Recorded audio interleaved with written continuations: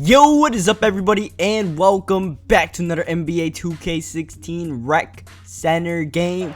I know we met our makers, but we are going against the Meet Your Makers team. I don't know what kind of team they are, but I know what kind of team we have. We have Brian throwing it down at the center spot, Michael at power forward, Walsh at small forward, Josh at the point guard spot, and we are actually filling out the 2-guard spot for the night. For some reason, even though we are the shortest player on the court, we are the shooting guard. We'll just have to live with that and try to make the most of it. As you guys see, we're playing some good defense here, and that's gonna force a shot clock violation. The swat to the backboard by Walsh. What I do want to talk about early on in this video though is some NBA playoff action. The first round of this year's NBA playoffs, some predictions pretty quickly here, because most of these first round matchups, I feel like, you know, you can predict them and there's a good chance you'll be right on them. Like when I say Cavs over Pistons in 4, I'm sure a lot of people have that same kind of thought. 4 or 5 game series, and that's probably what's gonna happen just because the Cavaliers are so talented. I'm doing this after all the game 1s happen. Well, actually the Blazers one is still going on, but they're probably gonna lose to the Clippers.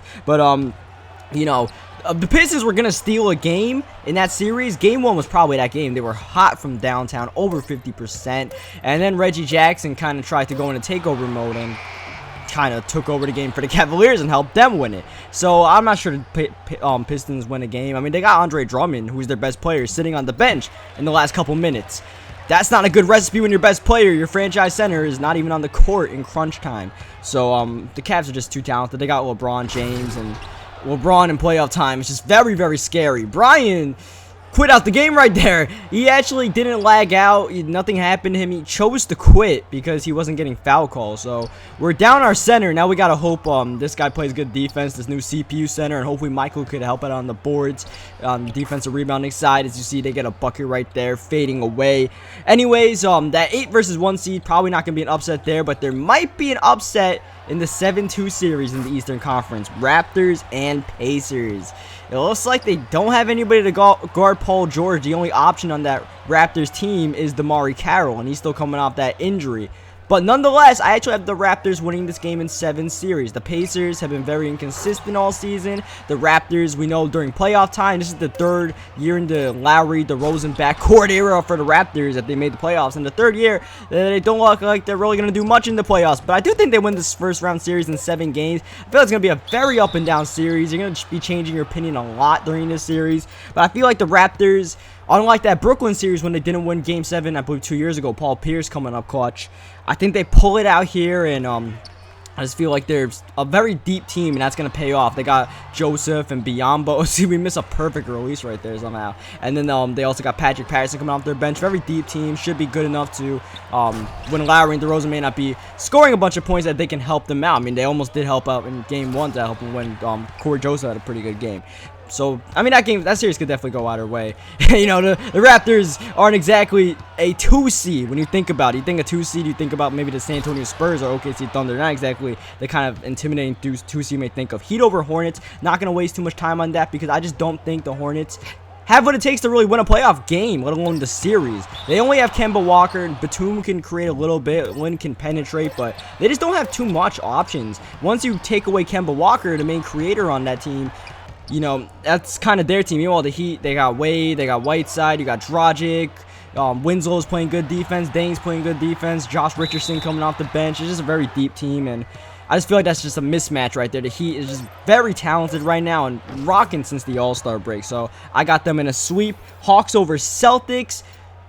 Literally, you could flip a coin and, you know, you'll get something different every single time, and that's the way it'll be. If these teams played a bunch of 7-game series, I feel like it would go a different way almost every single time. They're just great teams as far as ball movement, you know, being unselfish.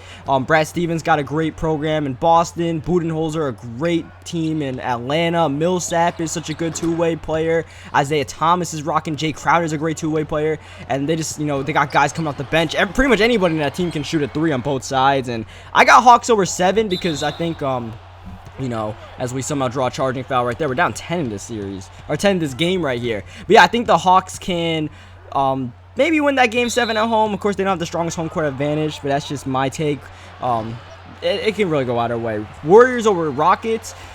Warriors in 4. Alright, we're not going to waste any time on that. Warriors in 4. Spurs over Grizzly. Not going to waste any time on that. Spurs in 4. Alright.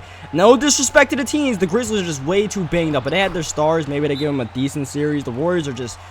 They just won 73 games. They're not losing to some half-ass Houston Rockets team that only has Harden and like whatever is left of Dwight Howard. Thunder over Mavs. I think the Mavs take a game despite what happened in game 1 as we get a nice steal right there, down 4 points. Walsh driving and thankfully going to go to the foul line after getting blocked, and he's going to make it a 2-point game. But yeah, I think the Mavs take a game, maybe 2. You got Dirk out there. I would say Thunder in 5 in that series, but obviously with Durant and Westbrook, they are on a mission this year. They've lost a lot of playoff series, and they're ready to win this series at least. Clippers, they're another team that has lost a lot of playoff series, and with them having the experience over Lillard's Blazers, you know, and just having Chris Paul, who is probably going to be the best player on the court out there, and a healthy Blake Griffin, I would take the Clippers in 5 just because I think the Blazers, you know, they could win a game. The Clippers, you know, they're not always locked in. They have that tendency to choke games away, so I would say Clippers in 5. I just feel like, you know, kind of like with the Kemba Walker thing, is we hit a big 3 right there to give our team the lead. Once you take away Lillard, you know, you got McCollum who's out there playing great. But that's about it. You see Josh getting the steal right there. Clutch steals. We're up 1. He's making moves, and he's getting the and 1. What a nice move right there. Not only to finish it, but to draw the foul and put us up 4 points with under a minute to go. We were down double digits in the 4th quarter as they swing the ball, take a 3, and drain it, and make it back a 1-point game. Just when we thought we had this one, we got to come up with 1 more clutch bucket, maybe 2. This is going to help. A nice dime. Josh cuts to the paint and finishes back to a 3-point game. We need to get a stop right here. They're running. Look at the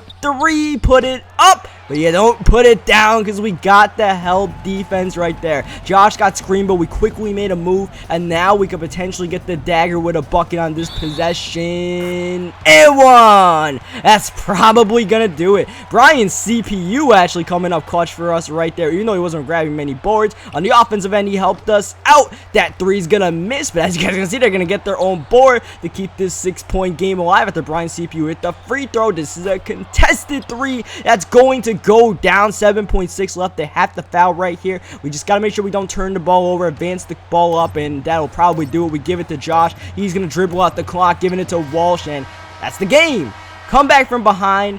It didn't look good right there. Our offense very stagnant without Brian for some reason, but I guess we just, you know, missed throwing it in the paint to our big man. Nonetheless, we found a way to come back and win. So leave a like in the video if you guys enjoyed it. Subscribe for more, and I will catch you guys next time.